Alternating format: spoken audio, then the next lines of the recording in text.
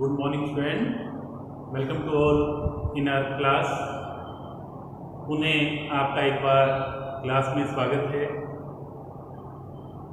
देखिए, घर बैठे बैठे भी आपका स्वागत हो रहा है और इसलिए हम आपसे यही उम्मीद करेंगे कि जो ये क्लासेस शुरू हुई हैं, इन क्लासों को आप सिंसियरिटी से अटेंड कीजिए और जो आपकी अन्य फ्रेंड्स हैं जो अभी तक ग्रुप्स में ऐड नहीं हो पाई हैं, उनको भी आप ये कहिए कि लगभग सभी सब्जेक्ट्स की क्लासेस शुरू हो चुकी हैं और यदि किसी वजह से वो ग्रुप में ऐड नहीं हो पाई हैं तो उनको भी इनके बारे में बता दीजिए। And in this class we are seeing about Indian constitution. And earlier we saw 6 parts of our constitution, and in very first class we saw about introduction of constitution. In second class we saw that there are 22 parts in our constitution and there are 395 articles in our constitution and there are 12 schedules in our constitution. कि भारतीय संविधान में 22 भाग हैं, 395 अनुच्छेद हैं और total 12 अनुसूचियां हैं। ये हमने देखा था। And we saw that in first part it's concerning about भारतीय संघ एवं राज्य क्षेत्र, Indian union and states area. In second part we saw about Indian citizenship. In third part we saw about fundamental right. In fourth part we saw about state directive principles. And in fifth part it is a very big part of our constitution, and we can say it is the biggest part of our constitution. Fifth part we saw about union government. And in sixth part we saw about state governments. हमने अब तक 6 भागों के बारे में देखा है और ये ही भाग काफ़ी डिटेल में थे। अब जो हम आगे जो भाग देखने जा रहे हैं उनमें इतना डिटेल नहीं है। जैसे कि सबसे पहले हम देख रहे हैं संविधान का 7वां पार्ट 7, इसके आगे लिखा हुआ निरसित और कैंसिल। इसमें है आर्टिकल 238। देखिए, भारतीय संविधान की एक परंपरा है कि अगर भारतीय संविधान में से किसी आर्टिकल को हटाना है तो उसके आगे लिख देते हैं डिलीट, उसको निरसित कर देते। लेकिन जो आर्टिकल का नंबर है उसे चेंज नहीं करते, उसका नंबर एज इट इज बना रहता है। उसी प्रकार से यदि कोई बात ऐड करनी है तो वो ऐड की जाती है। पुराने आर्टिकल्स में के गे या ए बी सी ए बे से, इस प्रकार से जो आर्टिकल कोई ऐड करना है वो भी पुराने आर्टिकल में ही उनका सब आर्टिकल बना दिया जाता है। और यदि कोई आर्टिकल को वहाँ से हटाना है उसका जो फिगर है, नंबर है, वो जो का त्यों बना रहता है।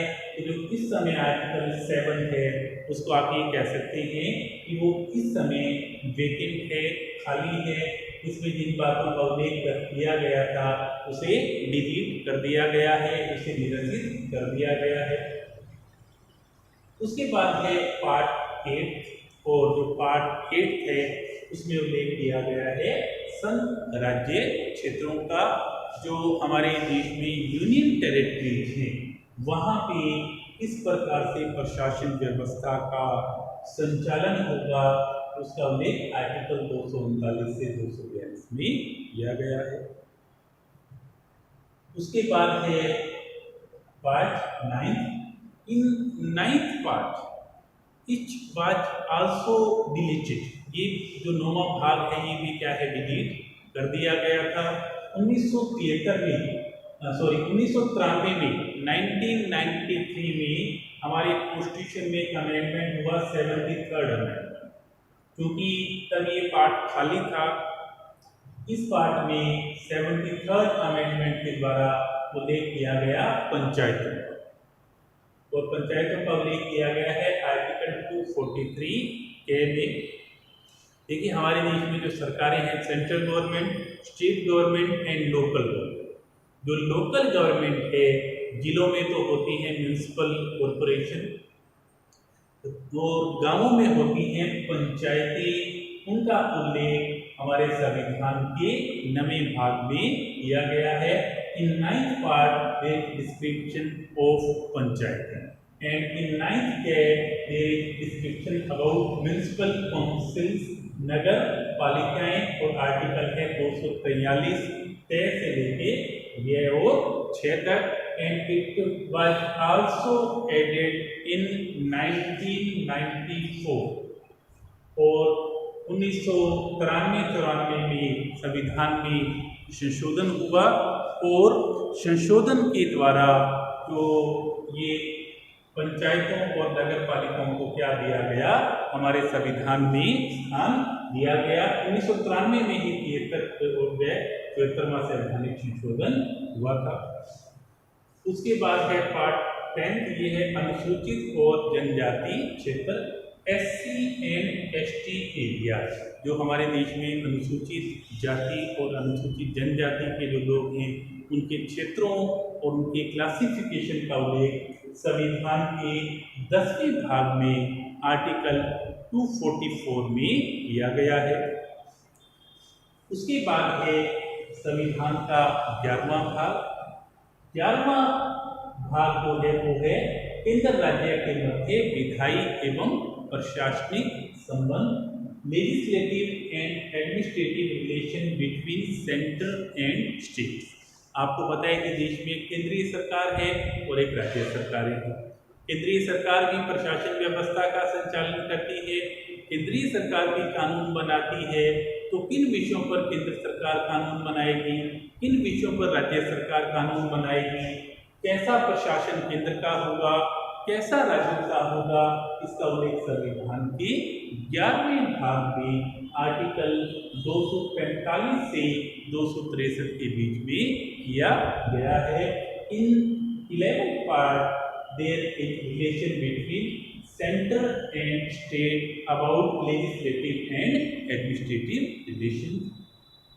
उसके बाद है संविधान का 12वां भाग। In 12th part there is relation, financial relation between center and state। 12वें भाग में केंद्र राज्य के मध्य वित्तीय संबंधों का उल्लेख किया गया है, और इसमें जो टोटल आर्टिकल हैं वो है आर्टिकल 264 से लेके आर्टिकल 300 तक। तो 11वें और 12वें भाग में केंद्र व राज्य के बीच में विधायी, प्रशासनिक और वित्तीय संबंधों का उल्लेख किया गया है। इन 11th and 12th part there is relation between center and state about legislative, about administrative and about financial। उसके बाद जो संविधान का 13वां भाग है, उसमें उल्लेख किया गया है भारत के राज्य क्षेत्रों के बीच व्यापार, वाणिज्य एवं समागम। कि भारत के जो विभिन्न राज्य हैं, उन राज्यों के बीच भी आपस में क्या होता है, व्यापार होता है, आपस में वाणिज्य होता है, और एक समागम, एक कोऑर्डिनेशन बैठाने का प्रयास किया जाता है।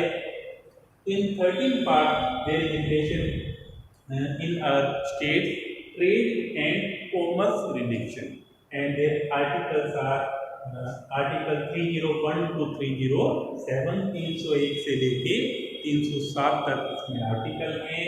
और इसमें जो हर राज्यों के बीच में वाणिज्य संबंधों का समागम है, वो हमारे संविधान निर्माताओं ने ऑस्ट्रेलिया से लिया था। Commerce relation between our states took from Australia. ये जो हमारे संविधान निर्माता थे, उन्होंने उस समय विभिन्न संविधानों को एकत्रित किया। They collected all type of constitution that's was running that time. उन संविधानों को एकत्रित किया, और जहाँ जहाँ से जो जो बातें सुटेबल लगी, अच्छी लगी हमारे देश के हिसाब से, उन्हें हमारे संविधान में ग्रहण कर लिया गया। तो आज हमने पार्ट 7 से लेके पार्ट 13 तक जो विभिन्न प्रकार के आर्टिकल्स हैं, विभिन्न प्रकार के जो प्रोविजंस हैं, उनके बारे में देखा है। अब कई बार आपको ये लग रहा होगा कि ये काफ़ी पार्ट हैं, काफ़ी आर्टिकल हैं, इन्हें किस तरीके से याद किया जाए।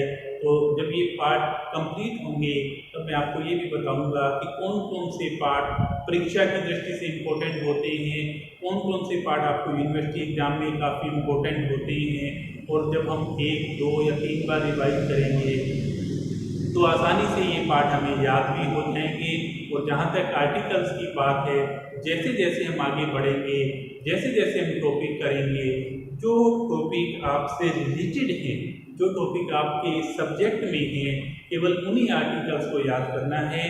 ये जो आपको विस्तृत रूप में संविधान बताया जा रहा है, ये एक तरह से इंट्रो है।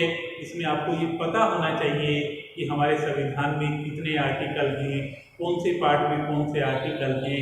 जस्ट एक इंट्रोडक्शन है, जस्ट एक आपको बाह्य रूप में बताने का एक प्रयास किया जा रहा है। जो आपके सिलेबस में आर्टिकल्स हैं, वो आर्टिकल्स आपको टॉपिक के हिसाब से ही याद बाद में करवाए जाएंगे। तो इसमें किसी भी प्रकार से आपको घबराने की आवश्यकता नहीं है कि इसमें आर्टिकल्स ज़्यादा हैं या पार्ट ज़्यादा हैं, बल्कि जब आप ये पढ़ोगे तो आप में कॉन्फिडेंस आएगा कि हम जिस देश के नागरिक हैं, जो हमारे देश में सरकार जिस संविधान के अकॉर्डिंग चलती है, उस संविधान के बारे में हमें विस्तृत नॉलेज है, हमें काफ़ी डिटेल में पता है। तो आप घर में सुरक्षित रहिए, स्वस्थ रहिए और घर में अपने बड़ों का, अपने छोटों का सहयोग करते रहिए। प्रेम पूर्वक, शांति पूर्वक अपने घर में रहिए और जो वर्तमान की जो परिस्थितियां हैं, इन परिस्थितियों को अपने मन से, पहले अपने मन से दूर भगाइए और हमेशा ये कहिए कि सब कुछ बहुत अच्छा हो रहा है और थोड़े टाइम के बाद और बहुत ही अच्छा हो जाएगा। तो आज की क्लास में हम इतना ही देखेंगे। Thank you so much.